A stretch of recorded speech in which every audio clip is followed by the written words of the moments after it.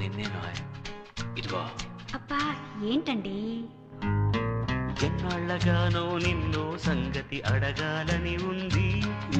పనిలో ఉన్నా ఏమిటో అది త్వరగా చెప్పండి.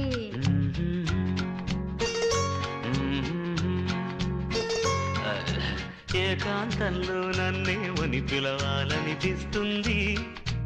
ఎందుకులేండి చెబితే మీకు కోపం వస్తుంది. ఏమో అన్ను కొట్టేస్తున్నా. అబ్బా చెప్పు వినాలనుంది.